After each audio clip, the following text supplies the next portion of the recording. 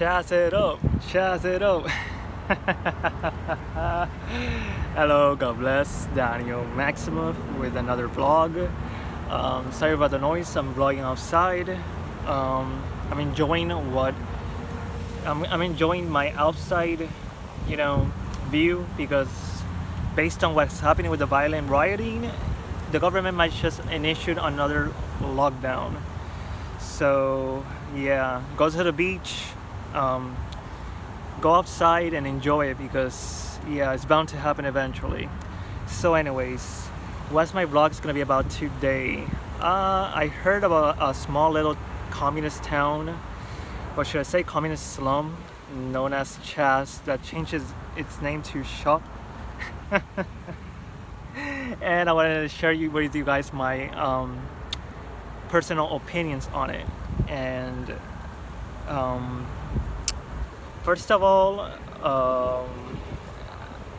I don't know, like I wouldn't know what to tell you guys about this, because when I first saw it, I thought it was a joke. Like, I didn't knew that people could actually take 6 blocks from the elites, the government, the mayors, you name it, and call it their own. Because eventually you're gonna need water, electricity to pay. You're gonna need a revolution of some kind too. Because think about it. Do you really think governors and mayors would just hand you 6 blocks of your city for you to turn it into a slum? Because I saw pictures of it and videos.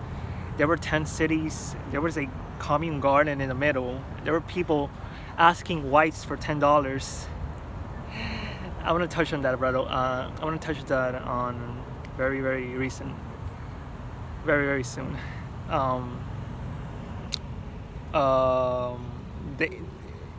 It looks like a communist utopia, in where eventually food is gonna run out, because these people are vegans and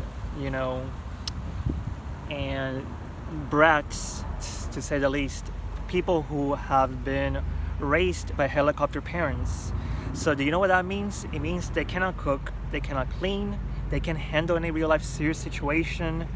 They're pretty much been pampered and have things done for them, so they wouldn't know how to live on their own, let alone run their own cities.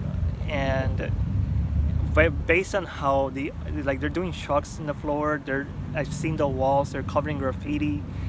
It's complete chaos, and I wouldn't want to be there. I really wouldn't, because first of all, let me touch on the $10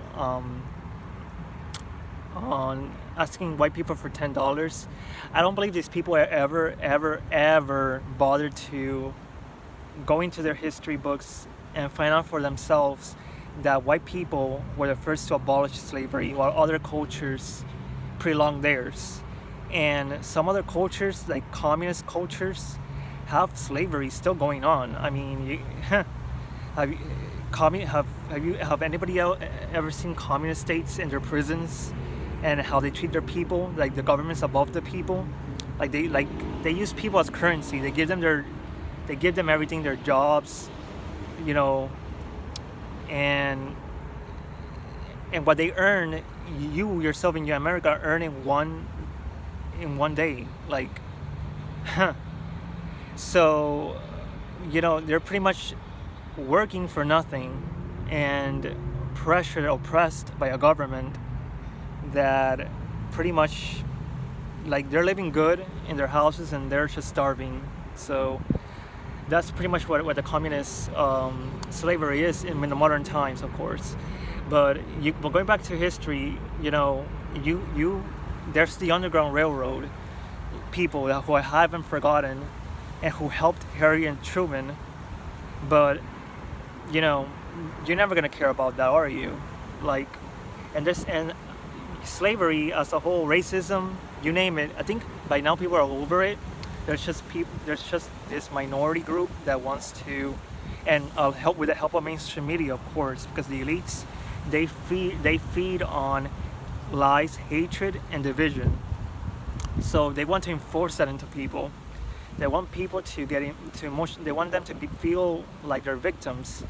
They want them to, like, somebody owes them to something. Someone owes them something, but they don't. They want, you know, people to feel like they're oppressed, even though the ones that are doing the oppression are the elites. I mean, the Democratic Party in particularly. I mean, the Red Queen takes no prisoners. And, they want to keep people down. And of course, well, how do they do it? To the culture shift. Like, have you guys seen feminism? And have you guys seen Black Lives Matter and Antifa? How they don't know what they're fighting for. They're just anarchist communists masquerading as compassionate, individuals, when in reality what they're doing is oppressing people further and causing segregation, causing injustice. Have you guys figured that out yet? Like, what is their mission is to divide and conquer and facilitate that. They're advantageous, incendiary people. And so when I saw that, I was like, $10 for white people. When you go on, I don't know if you guys have similar stories, but there's cases in where there's one black family or one black kid in an all white school, or one white kid in an all black school, or one Muslim kid in an all white school or black school, you name it, and they've been bullied, so they developed racism as a defense mechanism. But I wouldn't say that they're racist, like they hate their guts for, some of them were bullied, but that's hardly ever addressed. And of course, it causes an erroneous idea that, all demographics are the same. When in reality, some of them were being bullied by those people, and they developed that mindset. They don't, when police profiling, they aren't aware that police use that as a way to stop crime from happening or escalating further into the point where someone gets hurt. That's never addressed properly, is it? And here we are in 2020, rioting happening, people developing their own communist communities, chats. I don't know if you guys have seen Yu-Gi-Oh! GX, but the only chats I know is the Blue Obelisk homie / rival of Jin and Yugi, who himself is an egocentric, spoiled rich boy with lots and lots of issues, who thinks himself better than anybody else. And until he gets real friends, who does that remind you of? It reminds me of the cringe crowd, also known as the social justice warriors. So I'm seeing all of this unfold, and I'm asking myself, who's pushing all of this? Do people not have common sense that they're being emotionally manipulated into giving up their rights completely so they can be defenseless? And because they're just mindless pawns, really. I mean, you look at this, the violent rioting that's happening in New Jersey, New York, you name it, it's been well coordinated. Bricks were placed. There's this white guy with black gear on, smashing windows. He was being stopped by other black people because they're asking themselves, why are you doing this? And the guy almost got into a fight with the black individual who was trying to stop him. So these people are communist anarchists. They don't care about police brutality. They don't care about blacks. They don't even care about immigrants. They don't care about any. They care about power and taking away power. And the only ways that they can do it is if people are defenseless. They've been coming after military, the Boy Scouts, the police. What's left? Self-defense. It's obvious. They want to weaken the society into the point where you cannot defend yourselves. And, you guys have to remind yourself this. Evil has no politics, has no race, has no gender. Evil is an invisible snake that, while it's planning to attack, is thinking to himself, I'm going to divide my enemy into smaller groups so it can be easier for me to attack them. So while all of you guys are pointing your fingers at which group is causing the problem, evil's winning. It's all too obvious. I don't, but like, it's all too obvious. Like, this Chastown is just an experiment to see for something much more nefarious going forward. Like, these people are using the violent protesting, to my opinion, to my knowledge, to cause another shutdown, cause what little essentials these people have left to crumble down. People are starving, their businesses are closing down, they're angry, confused. Who feeds on all of that? The elites, the ones who push all of this continuous lie and are the enemy of the people. And they're only winning because people are giving them the consent and the power to do so.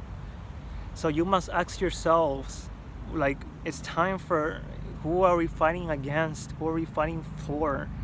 Police abolishment? Oh, come on. Don't you mean police reform? Like, abolishing the police is gonna only make way for anarchy. Do you want Arkham City to be your city without any Batman? Do you want that in your society? Absolutely not. I mean, do you want your city to turn into a slum? Because if you go to New York City, you go to California, the homeless people are like, come on. I think it's time for you guys to sit down and rethink your position and ask yourself, who has my, best interest in heart and who doesn't. And the Democrats are the red queen. The Republicans are the white queen. Think about it. Eventually you have to side with the people who are trying to save you, because government is not perfect, obviously, but you can't live in anarchy either, and you need to live in a stable, fruitful, positive society. And you cannot live under, and obviously Democrats have proven themselves to be tyrants. So maybe it's time for conservatives to stop, being pussies and actually take the initiative and stop being too nice, because you're being too nice in a moral ground with tyrants who are causing anarchy and allowing stuff that no rational human being would allow into society, like child abuse with the SpongeBob SquarePants, and and feminism and Antifa, all of which are responsible for segregation, racism, and being everything that they claim to be fighting against. They're and openly in your face hypocrites. Like, what else? Like, I don't know what else to say about this. I think I'm going in circles with this. So it's time for an awakening for the better, because going forward, 2021 is coming very fast, and I feel like what's happening in 2020 is just the tip of the iceberg of what's to come. And the people with the power, the ones who have the power to give consent to government, are the people, and you shouldn't give the government too much power. I mean, look at the disastrous decisions they've been doing recently, and the advantageous pathway that they have been following with this rioting. And the questions you need to be asking yourself, like, why is the mayor crying like a bitch on his knees? Why are they allowing the statues of past Democrats? Because I can't tell you, history changes, because at the end of the day it always repeats itself. So why are they're breaking down statues, the receipts of past Democrats? Why are they allowing rioting to happen, knowing very well of the movement, of the loss that they themselves passed down due to COVID-19? The media have been caught staging stuff. There's proof that they staged stuff, and they lie continuously. What makes you think that this Floyd case isn't another lie made to get you worked up and pretty much get you sicker? These are the questions you need to ask yourself.